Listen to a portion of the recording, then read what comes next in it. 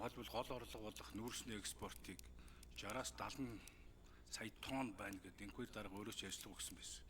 Ингээд санал болгоод тавьчихдаг. Учраас сайд болохоор 90 сая төгрөгнэ гэдэг. Тэгээ заавал ингэж тулах хэрэгтэй юм уу? Энэ зөвлөлийг чинь зөвлөмжийг авах ёстой. Энэ хүрээнд ажиллах ёстой юм шүү. Нэг энэхүү даргын энэ байгуулагч хэр хүчтэй байгуулах нь зөвлөл орхичт юм уу? Зарим нь хуулийн цорхой байна гэж тэрвээ төсвийн хүрээний мэдээлэл өөрчлөлт хийх юм бол ахиа судалгаа шинжилгээ хийх боломжгүй гэдэг.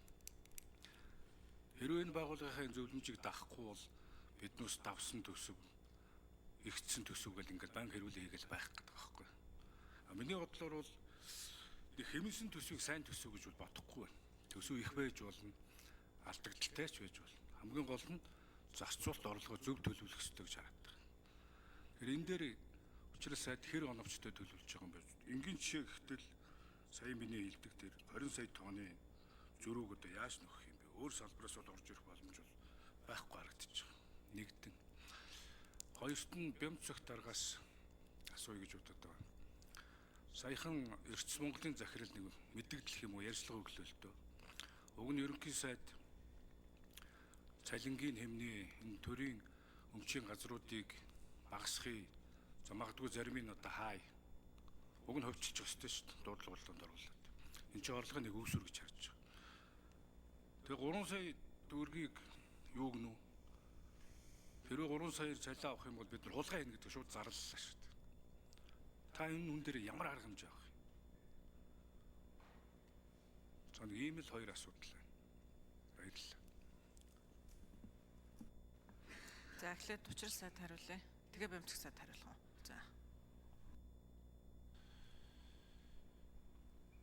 За мэдээж энэ тоонуудыг гаргахад бол бид нар одоо хамгийн боломжийн одоо хувилбараар л тооцож байгаа л доо. Тэрнээс зөвхөн яамны ажилчид бид нар суугаад хийчихэж байгаа юм бас биш.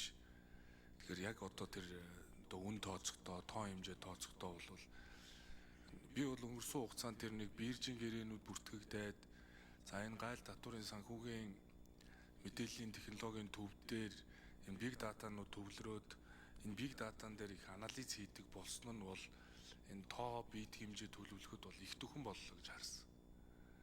Дээрэс нь тэр биржийн гэрээнүүдийг шууд ингээд цахимдаар бүртгээд авснараа маш одоо тийм анализ хийхэд их төхөн болголоо гэж бас ойлгож байгаа. Тэгээ эдгээр дээр анализ хийсэн.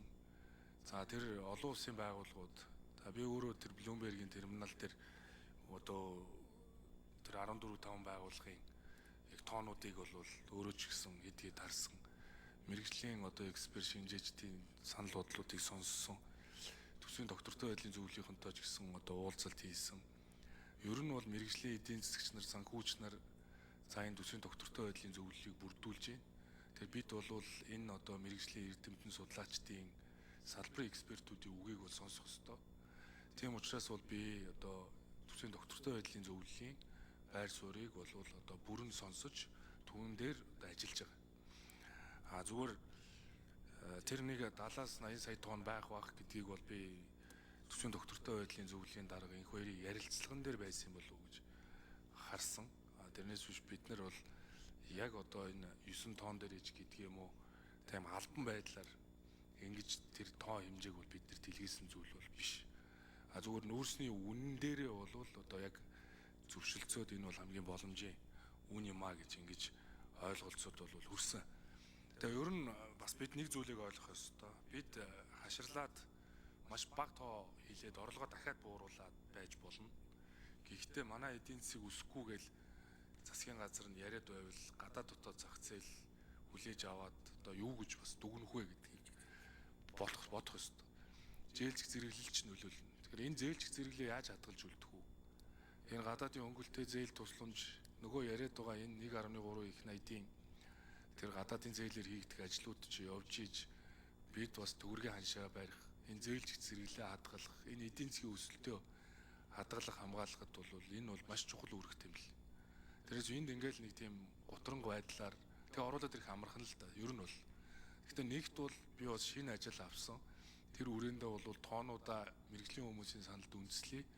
За хоёрт бол энэ тусгай шаардлагуудыг нь хатуу барья. Урсгал нэмэхгүй бай.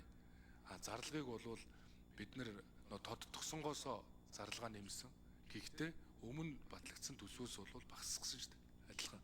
Тэгэхээр зарлага нэмнэ гэдэг бол цаанаа тэр чинь маш олон одоо давуу талууд бол ажиглагдсан шүү дээ. Цалин мөс тавигдана, тэтгэвэр тавигдана, төсвийн бүтээн байгуулалт хийгдэнэ. Дагаад эндээс чинь бас худалдаа авагт нэмэгдэнэ. Тэгээ одоо мэдээж энэ эрэлтийг дэмжин шүү дээ. Тэгэхээр ер нь бол цаашдаа ингээл их агшаатал байхад нь хэмнэ гэдэг хариу арга хэмжээ авахгүй гэж болохгүй. Тийм учраас энэ удаагийн төсөв дээр ч гэсэн геологийн салбар дах нөө эрэл хайгуулын зардлыг 2 дахин нэмэгдүүлээд шинжлэх ухаанаа нэг жоохон дэмжиж ингээд ороод ирж байгаа. Тэгэхгүй бол ийм үед зүгээр ингээд хумайл одоо байх юм бол цаашаа эдийн засаг чинь цаашдаа тэр өсөлтөө хангаж явж чадахгүй гэдэг бол асуудал юм байна л гэж би бол ойлгож байгаа. Тэ.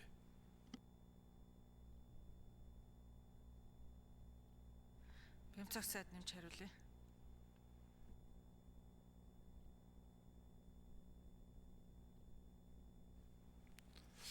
За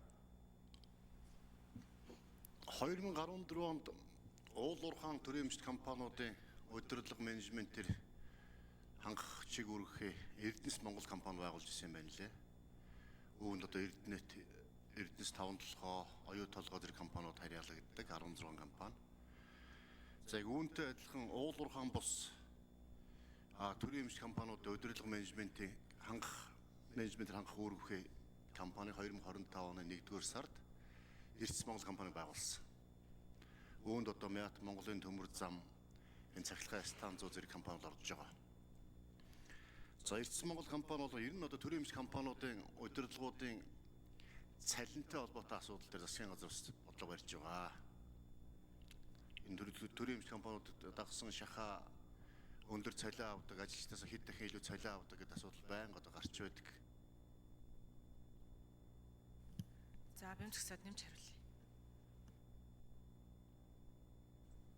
Энэ дээр бол засгийн газраас төрийн эмчит компаниудын цалинг улсын их хурлын гишүүд сайд нарын цалинтай дүүцэх цалинтай байя. Улиралдаа хийсэн ажлын үнэлгээр улиралдаа урамшуул авдаг бай. Жилийн эцэстээ тийм үү KPI үнэлгээ хийлгээд төлөвлөгөө, санхүү, орлого, ашиг, зардал энэ бүх үзүүлэлтэнд дүгнээд одоо жилийн эцэстээс давхар урамшуул авдаг бай. Ийм зохицуултыг хийхээр судалгаа хийж ажиллаж байгаа. Энийг одоо Эрдэнэс Монгол компани захирал амар төвшин ийм баг цалингаар одоо ажиллаж чадахгүй хулгай хийнэ гэдэг асуудлаас тийм агуулгах ярилцлага өгсөн байсан. За үүн дээр бол сануулгах арга хэмжээ авсан, сануулсан. За 100 хоногийн хугацаатай өрг өгсөн байгаа. 100 хоногийн хугацаанд одоо амар төвшин захирал энэ харьяа компаниуд дээр тодорхой ажлууд хийж, менежмент, санхүү одоо тодорхой маркетинг бүх чиглэлд тодорхой ажлууд хийж, орлогыг нэмэгдүүл, зардлыг бууруулж, үр ашиг нэмэгдүүлсэн байх ёстой. Энэ ажлууд хийсэн үгүйтэй бас гүйцэл нь харж байж дараагийн арга хэмжээг авнаа.